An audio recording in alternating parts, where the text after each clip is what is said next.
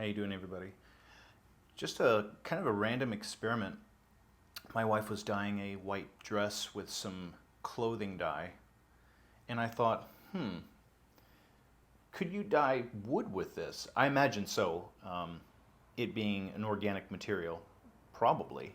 So I got the leftover liquid from what she was using, and I took a piece of, I believe this is white oak, and I threw it in there just to see. I'm gonna let it sit for a few hours. It already is soaking up the color. I mean, if you look at the corner of it here, it's like a nice dark blue. She got a navy blue color, and the stir stick that she was using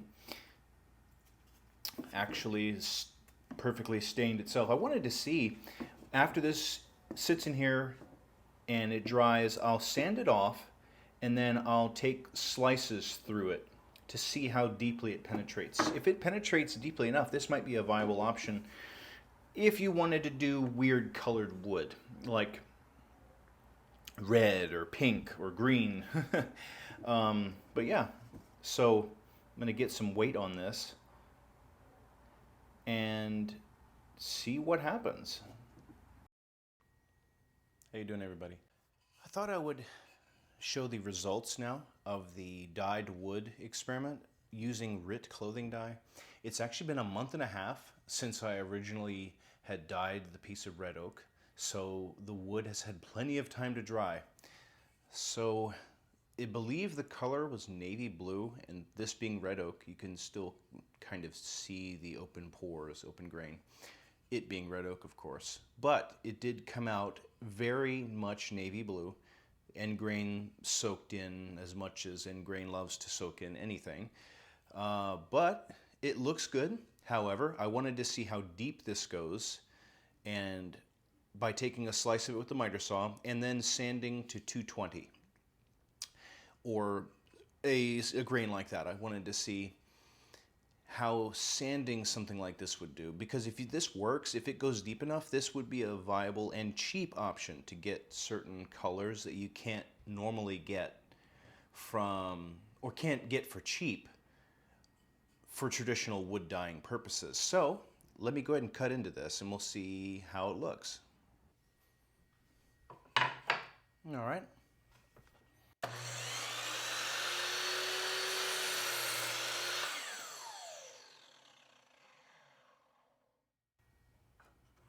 Okay, so let's see.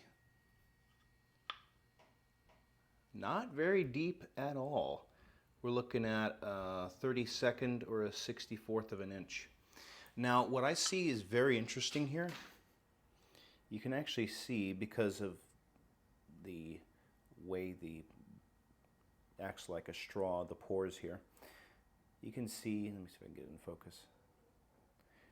The blue actually did run somewhat down the wood, which honestly is not a surprise for it being red oak, but still, it's actually kind of cool. But only a 64th of an inch penetration. So it'll be interesting to see when sanded how much comes off. But yeah, so not bad. So we'll take a look when it's sanded. All right, so let's give it a shot with some 220 grit Diablo sand nut. Not my favorite sandpaper. I'm just trying to use it up right now. But in the interest of not being wasteful, I'm just going to use it. So we'll see.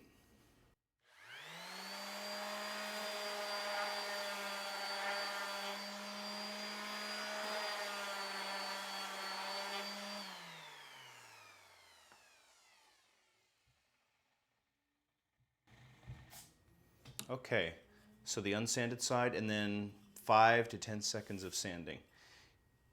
Interesting, you can see it's already lightening up, but it's giving it kind of a weathered look. So if you want that kind of an effect on your piece, this actually would make a nice northeastern style colonial thing. If you have some pine or something and you wanted to stain it white or something like that, and then you sanded it off, it would be like a nice piece of New England style furniture if you wanted to go that direction. So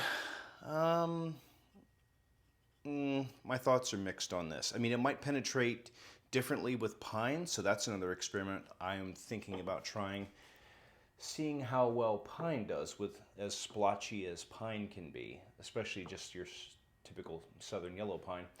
So let me sand a little bit more and see what it takes to remove it.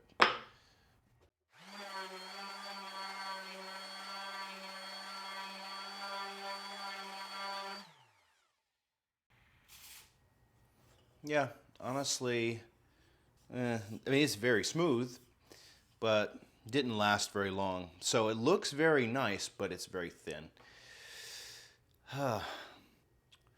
One thing I can think of that would work really nice is, like I'd mentioned, if you just did a white and it would kind of fill in like you would have a Rubio monocoat, like a cotton colored style, that would work with this. So if you used a white clothing dye and it would fill in this, it would look something like a white oak would give you, so that's not bad. Other than that, not very good. If it penetrated a 32nd or a 16th, maybe. But unless you just wanted to do some little hand sanding, let me try that. Let me try some hand sanding. See if I can just get this smooth without removing the color. I got some 320 just around a block of wood here. Let's see how well.